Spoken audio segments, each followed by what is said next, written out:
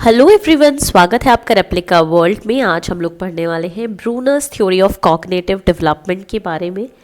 इससे पहले हम लोग काफ़ी चीज़ें पढ़ चुके हैं डेवलपमेंट के बारे में, कैसे ह्यूमन डेवलपमेंट होता है। अगर आपने वो लेक्चर्स अभी तक नहीं देखे हैं तो वो लेक्चर भी ज़रूर देखिएगा।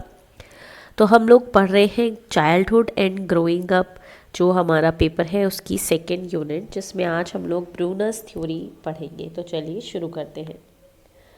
तो जो ब्रूनर थे उन्होंने 3 मोड बताए थे रिप्रेजेंटेशन के। उन्होंने कहा था कि कॉग्निटिव डेवलपमेंट में 3 मोड्स होते हैं रिप्रेजेंटेशन के। तो यहाँ पे पहला मोड होता है इनएक्टिव रिप्रेजेंटेशन, जो कि एक्शन बेस्ड होता है। दूसरा होता है आइकॉनिक रिप्रेजेंटेशन, जो इमेज बेस्ड होता है। और तीसरा होता है सिंबॉलिक रिप्रेजेंटेशन, जो लैंग्वेज बेस्ड होता है। अब हम समझेंगे कि इन तीनों मोड्स में क्या क्या डिफरेंसेस होते हैं और इस मोड के दौरान कौन कौन से डेवलपमेंट देखने को मिलते हैं। तो यहाँ पर इनएक्टिव रिप्रेजेंटेशन की सबसे पहले बात करते हैं। यहाँ पे एक्शन बेस्ड लर्निंग होती है।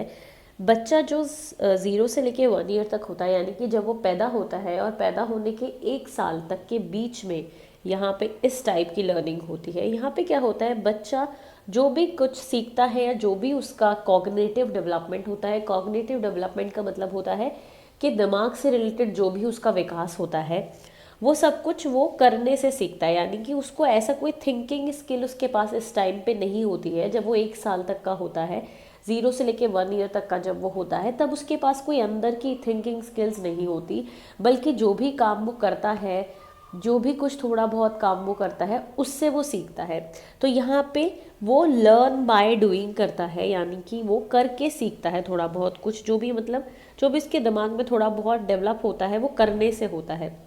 जैसे कि इसका एक अच्छा एग्जाम्पल होगा कि जैसे बच्चों को बचपन में हम वो झुनझुना देते हैं, जो कि आवाज़ करता है। अगर उसको हिलाया जाता है तो वो आवाज़ करता है। तो बच्चे के हाथ में जब वो दे दिया जाता है तो उसको इधर उधर मूव करता है। तो जब इधर उधर मूव करता है तो उसको पता लगता है बच्चे को कि हाँ, इससे आवाज़ आती है, तो उसको खुशी मिलती है इस चीज़ से।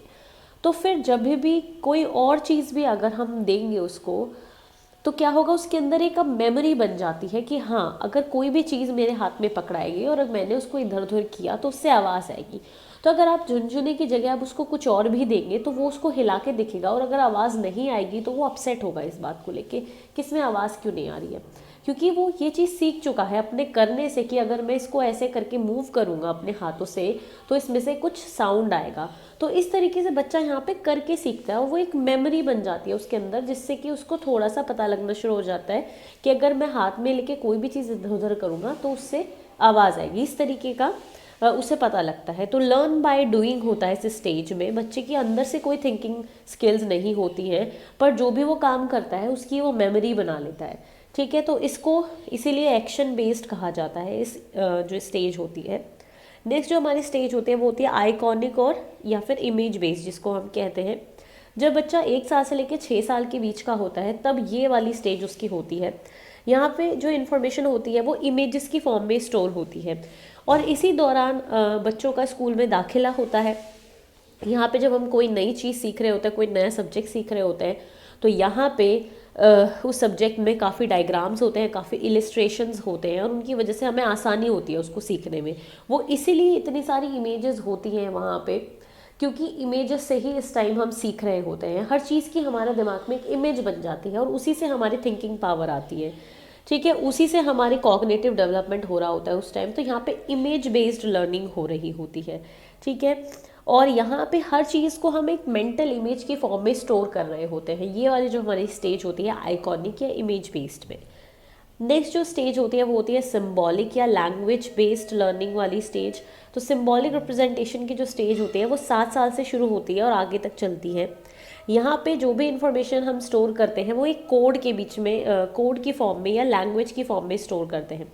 क्योंकि इस वक्त तक जो हमारी लैंग्वेज होती है वो डेवलप हो गई होती है और हम और भी नए नए शब्द सीख रहे होते हैं, पर ये है कि हम बहुत अच्छे से बोलना सीख जाते हैं जब तक कि हम 7 साल के होते हैं। तो ये जो स्टेज होती है 6 से लेकर 7 साल में डेवलप होना शुरू होती है। और यहाँ पे क्या होता है, हर एक इन्फॉर्मेशन हम लैंग्वेज की फॉर्म में स्टोर करते हैं। ठीक है, यहाँ पे इमेज बेस्ड एक्शन बेस्ड नहीं है, यहाँ पे क्या है, लैंग्वेज बेस्ड है। तो हर किसी चीज़ को हम वर्ड्स की फॉर्म में या मैथमेटिकल सिंबल्स की फॉर्म में या म्यूजिक की फॉर्म में इस तरीके से हम अपने दिमाग में स्टोर करते हैं। यानी हर एक इन्फॉर्मेशन की एक लैंग्वेज होती है अब हमारे दिमाग में। और इसीलिए इसको हम लैंग्वेज बेस्ड स्टेज कहते हैं। तो इस तरीके से ब्रूनर ने 3 स्टेजेस में डिवाइड किया हमारे कॉग्निटिव डेवलपमेंट को, inactive stage, symbolic stage and inactive stage and iconic stage and symbolic stage. तो यहाँ पे पहली स्टेज में लर्न बाय डूइंग होता है, दूसरी स्टेज में आइकन्स होते हैं, सिंबल्स होते हैं, इमेजेस होती है मतलब कि, और तीसरी स्टेज में लैंग्वेज होती है, यानी वर्ड्स की फॉर्म में स्टोर होता है। तो इस तरीके से आज हमने देखा कि ब्रूनर के कौन से स्टेजेस ऑफ डेवलपमेंट होते हैं ब्रूनर के अकॉर्डिंग। तो आज के लिए सिर्फ इतना ही। मैं उम्मीद करती हूँ ये वीडियो आपको अच्छी लगी होगी। अच्छी लगी तो लाइक ज़रूर करें, शेयर करें और एप्लीकेबल को सब्सक्राइब करें।